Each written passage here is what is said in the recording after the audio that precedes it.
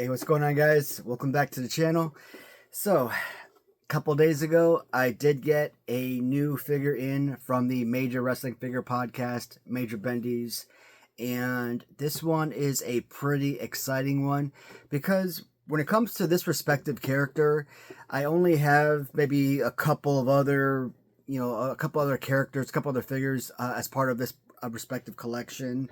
Now, I know I have one figure from maybe what do I have? I know I have one from Zombie Sailors, and I know Zombie Sailors is making another release, another prototype, another version, but I'm done with that line. So more than likely, unless I'm getting it for like $10, $12 on eBay, I'm not buying it from that company. So uh, I know I got one from Ringside Collectibles from the Bell to Bell line, and shoot, I think that's it for this particular character. I think that's all I have.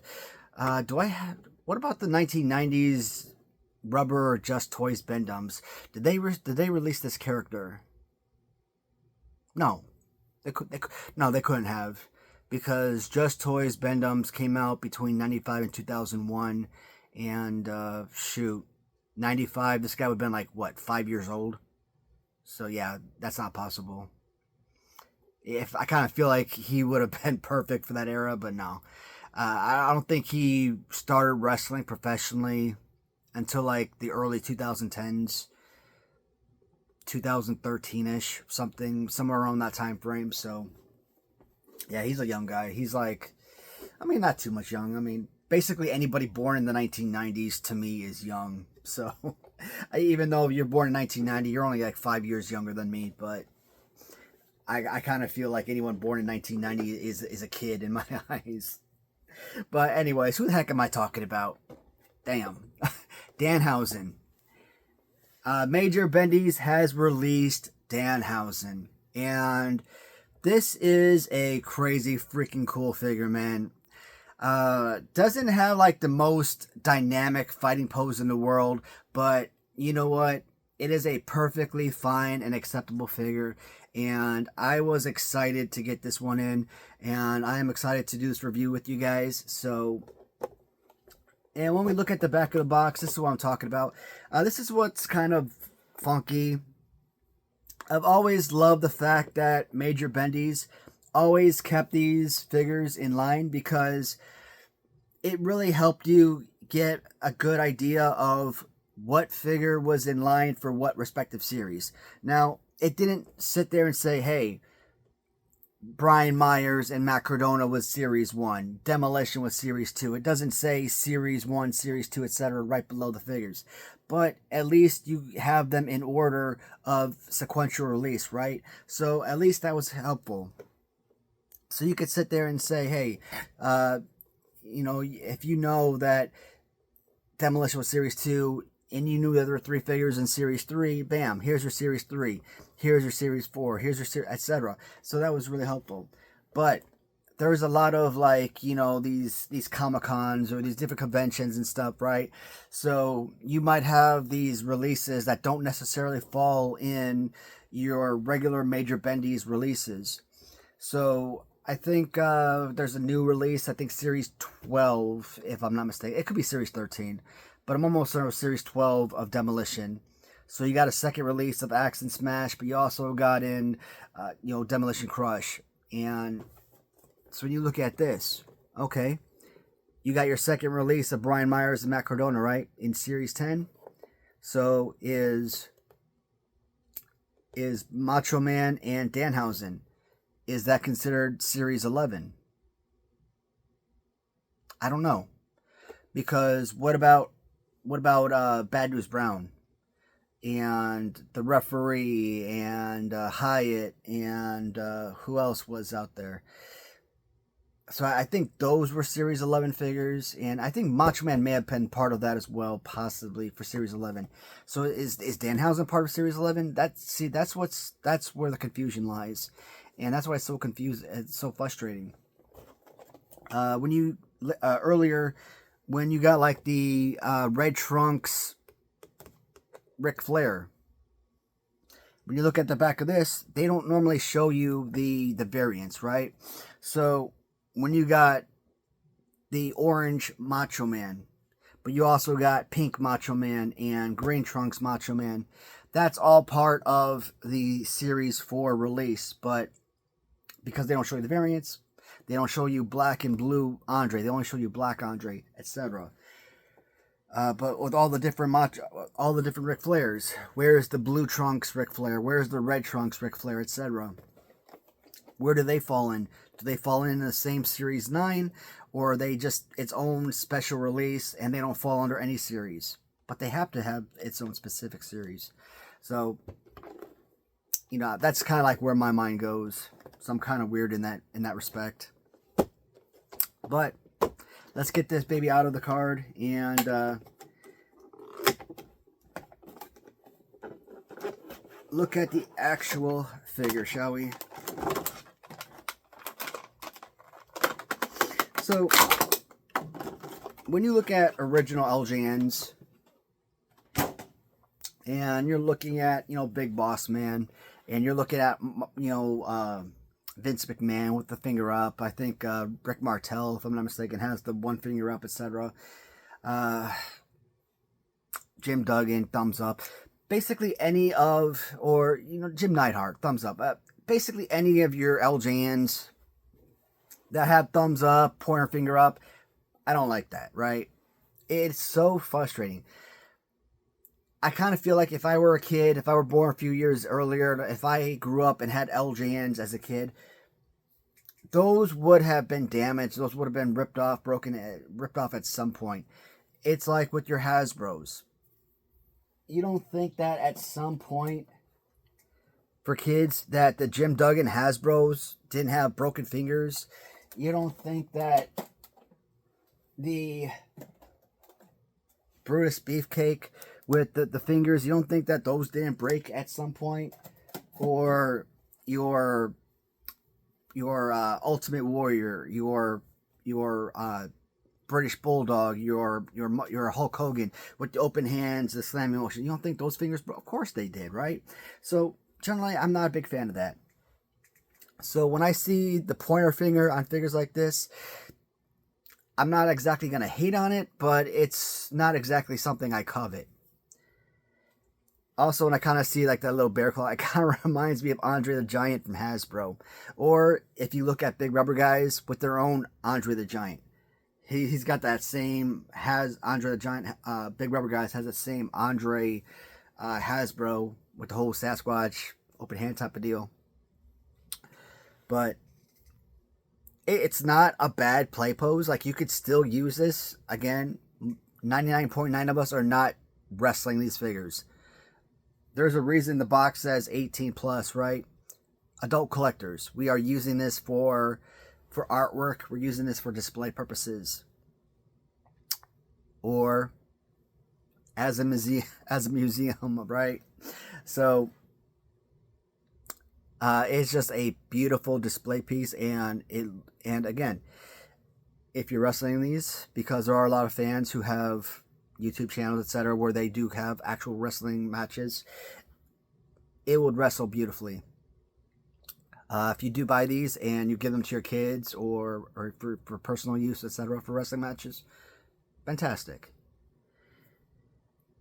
I'm looking at the graphics on this thing, and in terms of graphical design,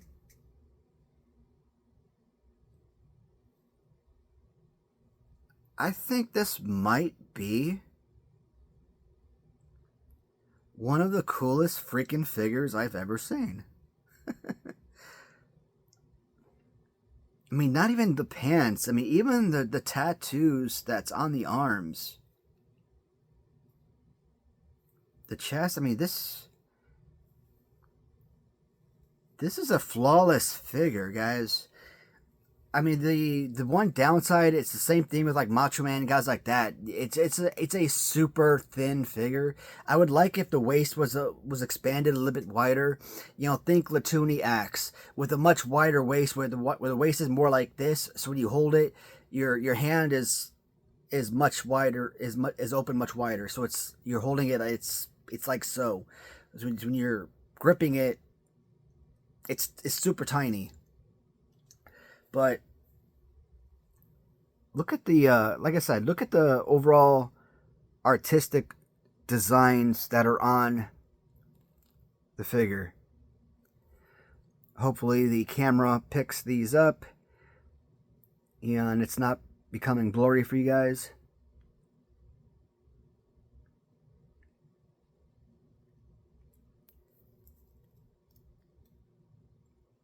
Killer face look.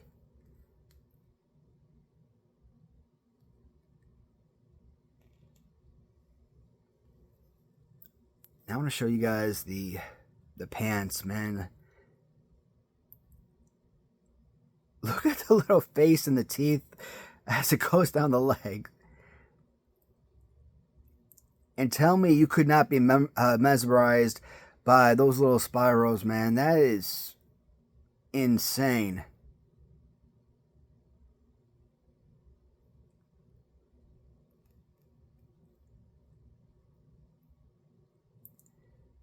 And when you get to the design on the, lower back on the butt of the pants,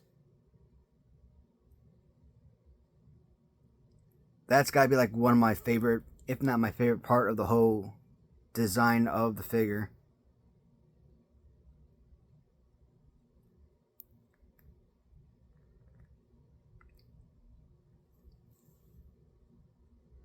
So